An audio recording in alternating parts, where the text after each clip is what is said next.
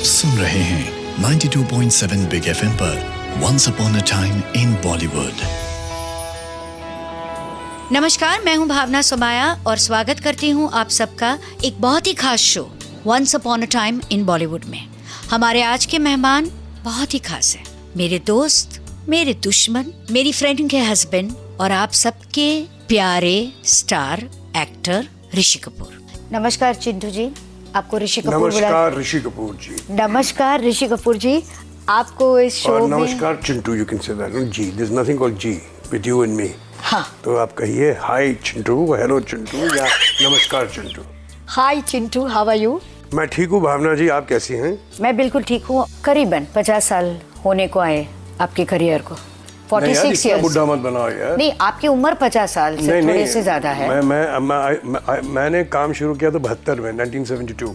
28 और 15 कितना था? 44th year. 44th year from Bobby onwards. I am not talking about मेरा नाम जोकर। नहीं, आई एम टॉकिंग अबाउट मेरा नाम जोकर ऑनवर्ड। 1970 में आपकी फिल्म आई थी। 1970 में आई थी, लेकिन मैंने शुरू किया काम करने 1968 में। 68 में जब 1968 में आप जोकर के लिए शूटिंग कर रहे थे जी, तब आपने कभी सोचा था कि इतना लंबा चलेगा?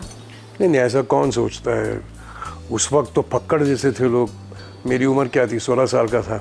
स्कूल से फेल आउट था, कोई अंदेशा नहीं था, कोई दिशा नहीं थी।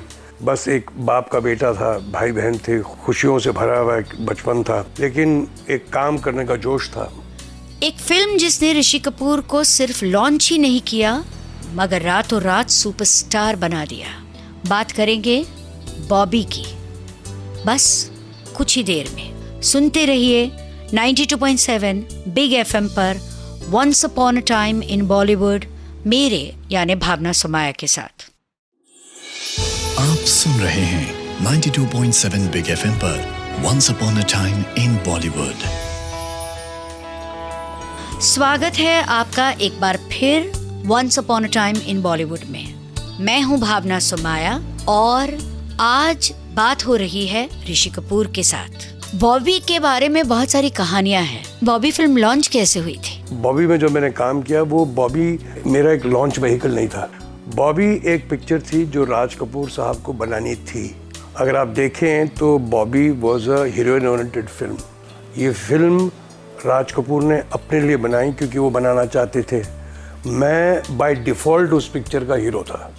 चूँकि मेरी तारीफ बहुत हुई थी मेरा नाम जोकर में पार्ट 1 की, तो शायद राज साहब ने सोचा होगा कि चिंटू को that is me, my name is Rishi Kapoor, weight उसका कम करके present him in a nice way as a teenage hero. So Raj sahab ने वो पिक्चर बनाई Bobby according to his whims and fancies, not launching his son mind you. वो picture फिर बनी, मुकम्मल हुई, रिलीज़ हुई। तो मैं इससे पहले ये भी बोलना चाहूँगा कि राज कपूर साहब के लिए बहुत ज़रूरी था बॉबी का चलना, क्योंकि बहुत हम कर्ज़ों में थे मेरा नाम जोकर के असफलता के बाद। उस वक्त का हर हीरो हीरोइन, अपने दौर का उस वक्त का हीरो, अपनी तरफ से संदेश भेजता था राज साहब को कि हमें लीजिए, पैसों के हमें मत दीजिए, लेकिन हमें पिक्चर में। मैं जानता हूँ बॉबी के लिए ना, बॉबी के लिए नहीं, कोई भी पिक्चर के लिए मेरा नाम जोकर के बाद। और मैं वाकई जानता हूँ कि राजेश खन्ना ने मुझे खुद कहा था कि नहीं, मैंने राज साहब को कितने मैसेजेस भेजे थे कि मुझे लीजिए, कि राज कपूर साहब के साथ काम करने का कहाँ मौका मिलता था किसी एक्टर को। लेकिन राज कपूर ने वही किया जो वो खुद चाहते थे। उन्होंने एक फिल्म बनाई, नॉन स्टार कास्ट फिल्म बनाई। उस वक्त लोग बोलते थे बच्चों की पिक्चर बना रहे राज साहब, क्या हो गया? जोकर का इतना बड़ा नुकसान उठा के एक नॉन स्टार कास्ट पिक्चर, वो भी 20 और 16 साल की लड़की, क्या होगा, क्या पिक्चर का होगा। खैर बहरहाल उन्होंने पिक्चर मुकम्मल की, वो पिक्चर रिलीज हुई और पिक्चर सुपर डुपर हिट हुई। सही। उस फिल्म की रिलीज़ के बाद वो फिल्म का जो सेहरा, जो सक्सेस का सेहरा था, वो पूरे साथ मेरे सर पे आया, क्योंकि डिम्पल रिटायर हो गई थी फिल्मों से, शादी करके। फिर उसके बाद मालिक की दुआ से कभी पीछा देखा नहीं। कुछ 2-3 साल तक मेरे पाँव ज़मीन पर थे नहीं। एक बदमिजाज, बदतमीज़, उस उम्र का एक लड़का जिसे इतने पैसे मिलते थे। मैं उस वक्त 21 साल का था। 21 साल का बच्चा इतना पैसा कमा रहा है, mind you 1973, you know the lifestyle was so different. लेकिन बहुत जल्द मैंने धक्के खाए अपने करियर में। मेरी पिक्चरें ना चली, असफल हुई, और फिर मैंने होश संभाला और फिर मैंने अपने आप को कंट्रोल करके फिर अपने आप को पटरी पे लाया मैं। And then God has been kind. I worked for it. I worked very hard, sincerely. लोग बड़े आराम से कहते कि यार ऋषि कपूर का क्या है, राज कपूर का बेटा है, कपूर का सरनेम है, silver born with the silver spoon. ऐसा कुछ नहीं होता है। ये सिर्फ आप अपने ही बलबूते अपने करियर को आगे ले जाते हैं। हाँ, इस बात को मैं मानता हूँ कि आपको पहला जो एक लॉन्च पैड है वो ज़रूर मिलता है। उसकी एक क्यूरियोसिटी होती है ऑडियंसेस की कि भाई उसका बेटा या बेटी कैसी है पर्दे पे, चलो देखते हैं। बट वो एक बार के लिए ही होता है, पूरी जीवन भर के लिए नहीं होता। तो ये एक जो गलत फहमी लोगों के दिमाग में बैठी हुई है, मैं बार बार हर शो में बोलता हूँ कि ये मत समझिए कि यस मुझे बहुत फ़ख्र है कि मैं राज कपूर का बेटा हूँ, लेकिन मुझे इस बात का भी फ़ख्र है कि मैंने अपने आप को भी बहुत अपनी लाइफ में कंट्रीब्यूट किया है। मैंने बहुत कड़ी मेहनत की है। राज कपूर की मशहूर फिल्म बॉबी, जो एक लैंडमार्क फिल्म मानी जाती है, इस फिल्म बनाने का इंस्पिरेशन उनको अपने घर से ही मिला था। वो कौन सी बात थी या वो क्या चीज थी जिसने राज कपूर को प्रेरित किया था, जानेंगे थोड़ी देर में। सुनते रहिए 92.7 बिग एफएम पर once upon a time in Bollywood, मेरे यानी भावना सुमाया के साथ। आप सुन रहे हैं 92.7 बिग एफएम पर once upon a time in Bollywood. आप सुन रहे हैं once upon a time in Bollywood, मेरे यानी भावना सुमाया के साथ। ऋषि कपूर ने आज अपने सारे अपॉइंटमेंट्स कैंसिल कर दिए हैं क्योंकि वो हमारे साथ बैठकर आराम से बात करना चाहते हैं। हम आराम से उनका इंटरव्यू कर रहे हैं और आप भी मजे से उनका इंटरव्यू सुनिए। बॉबी फिल्म का इंस्पिरेशन राज कपूर को कहाँ से मिला? जब हम छोटे थे तो मैं उस वक्त ये आर्ची कॉमिक्स पढ़ता था, मैं और मेरे बड़ी बहन और बड़े भाई, तो वो पढ़े रहते थे घर में। तो my father also used to go through and he also started taking a liking of the Archie comics. तो कहीं उनके जहन में ये बात रह गई होगी कि ये जो यंग लव है, पपी लव है, ये आर्ची और बेटी, ये वेरोनिका और ये जग हेड, ये वो, उस पे से ही got inspired. He said let me make a young love story, a teenage, young really teenage love story. तो that is how he was probably inspired.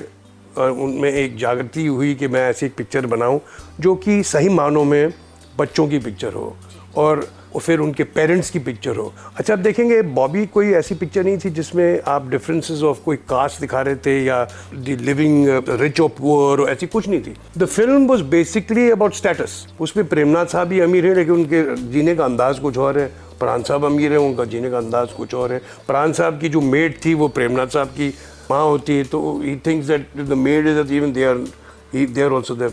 उस पिक्चर में एक डिफरेंट किस्म का कॉन्फ्लिक्ट था। उन्होंने ये लव स्टोरी बनाई। किसी और की एक रियलाइजेशन है कि जब पिक्चर बॉबी हिट हो गई तो demographics and everything of Hindi cinema changed. In reality after Bobby the heroes who were earlier main and women became boys and girls, and since then it has remained so. Correct. I do not want to name a lot of actors, but ऐसे बहुत actor उनकी अहमियत थोड़ी कम हो गई because they could not play the college student at that time, and there were a lot of heroines who could not play this college student herself. Right. All the heroes thereafter, Bobby, the whole thing became boys and girls and still remains so.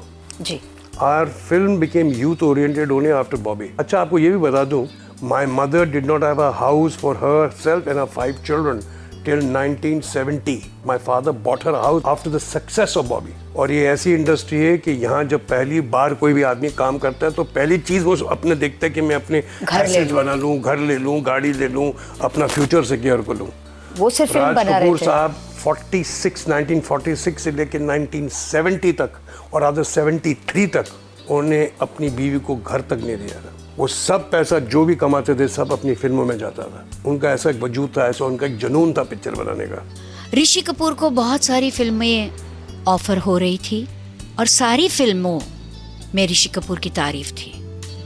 फिर ऋषि कपूर ने एक समय में आकर break लेने का क्यों सोचा, जानेंगे थोड़ी देर में। सुनते रहिए once upon a time in Bollywood, मेरे यानी भावना सुमाया के साथ, only on 92.7 big FM.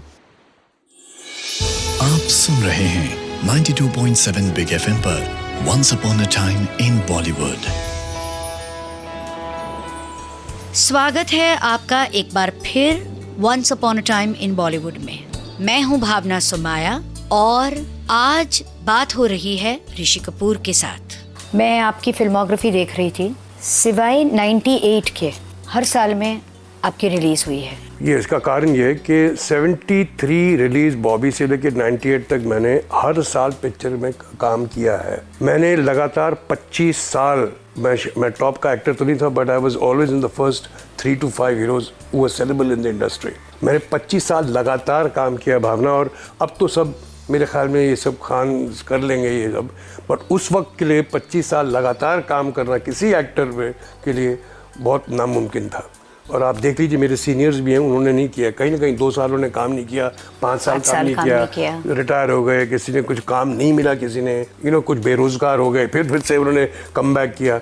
But मालिक की दुआ से मैंने पूरे 25 साल लगातार 98 तक काम किया, बॉबी से लेके फिल्म कारोबार तक। कारोबार was a good film, it was directed by Rakesh Roshan, had Juhi and Anil Kapoor में। वो पिक्चर, वो दूसरी बात है कि चली नहीं। उस वक्त 25 साल मैंने काम, बहुत बड़ी बात होती थी।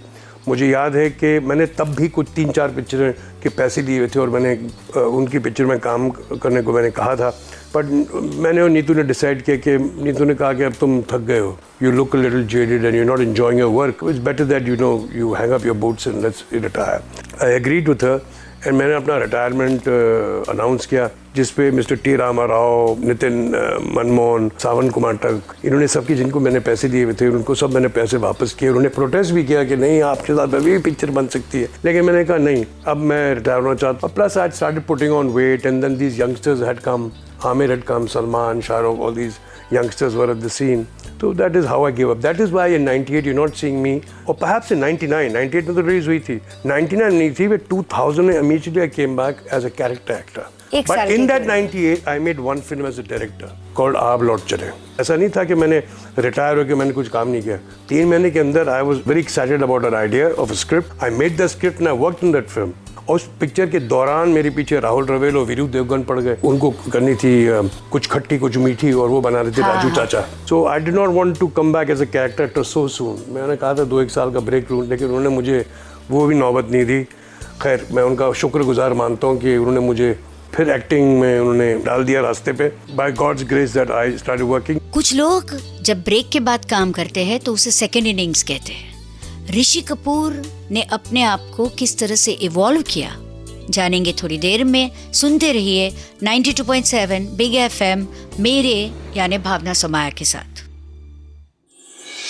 आप सुन रहे हैं 92.7 बिग एफएम पर once upon a time in Bollywood. 92.7 big FM पर आप सुन रहे हैं आपका favourite show once upon a time in Bollywood. मैं हूं भावना सोमाया और हमारे आज के मेहमान हैं ऋषि कपूर। जब एक एक्टर हीरो होता है तब वो एक ही टाइप के रोल करता है, बाद में जब वो दूसरे रोल्स करना शुरू करता है तब उनको दूसरे अनुभव होते हैं। आपके लिए ये सफ़र कैसा रहा? मैंने अपने सेकेंड इनिंग्स में बहुत इंजॉय किया अपने काम को, जैसे कि मैंने पहले भी इंजॉय किया था, अभी भी इंजॉय करता हूँ। ये ज़रूर है कि सेकेंड इनिंग्स में मुझे एक रिकग्निशन मिली एज एन एक्टर। मुझे अपने 25 साल के काम करने में मुझे कभी भी उतनी रिकग्निशन नहीं मिली। मुझे स्टार ज़रूर कहा गया। खैर इसमें मेरा ही दोष है, क्योंकि मैंने ऐसी फिल्में नहीं की जिसमें मुझे एक ऐसी मेरी कोई प्रशंसा हो या मेरी तारीफ हो। मैं सहमत नहीं हूँ, बल्कि मैं देख रही थी कि हर दशक में कम से कम 4 फिल्में जिसके बारे में बात हुई थी, आपके काम को सराहा गया था। ठीक है, बट और बॉक्स ऑफिस पर भी अच्छी गई थी। ठीक है भावना, वो मानता हूँ उस बात को, लेकिन जो आज इस वक्त तो मुझे कैरेक्टर्स मिल रहे हैं जी, जो मैं कैरेक्टर का काम कर रहा हूँ, वो उस वक्त नहीं मिलते थे। वो क्या हमारी छवि, हमारी जो आइडेंटिटी थी, हम पे साबित हो जाती थी कि उसके बाहर से हम काम नहीं करते थे। I was known as a lover boy, I was only known to work in love stories, I could not do anything else. और उस वक्त वेरी गुड डांसर। हाँ, बस उस दौर उस वक्त का यही था। अगर बच्चन साहब, धर्मेंद्र और सुनील दत्त साहब और विनोद, ये सब एक्शन हीरो थे, तो वो एक्शन हीरोज में ही उनको अच्छी अप्रिशिएट करते थे, तो मुझे अप्रिशिएट करते थे। ऐसे म्यूजिकल्स एंड डांसिंग फिल्म है। हालांकि मैं म्यूजिकल और डांसिंग से बहुत ऊपर और बहुत ज़्यादा कर सकता था, लेकिन मुझे बहुत कम मौके मिले। शायद हाँ, प्रेम रोग मिला होगा, या दामिनी में मिला होगा, या तवायफ में मिला होगा, या ऐसी 1-2 पिक्चरें सागर जैसी होंगी पिक्चरें, तो जहाँ मुझे मौका मिला टू डू समथिंग। तो एनीवे मैं कंप्लेंट नहीं कर रहा हूँ, मैं ये कर रहा हूँ कि मैं अभी ज़्यादा खुश हूँ कि मुझे अब ज़्यादा और किस्म के मुझे कैरेक्टर्स एंड रोल्स प्ले करने का मौका मिल रहा है। आर के स्टूडियो की होली फिल्म इंडस्ट्री में सबसे मशहूर होली होती थी। फिर ऐसा क्या हो गया केकेआर के स्टूडियो में होली मनाना बंद हो गया। जानेंगे थोड़ी देर में ऋषि कपूर से खुद होली की कहानी। सुनते रहिए once upon a time in Bollywood मेरे यानी भावना सोमाया के साथ, ओनली ऑन 92.7 बिग एफएम। आप सुन रहे हैं 92.7 बिग एफएम पर once upon a time in Bollywood. मैं हूं भावना सोमाया और स्वागत करती हूं आपका फिर एक बहुत ही खास show once upon a time in Bollywood में।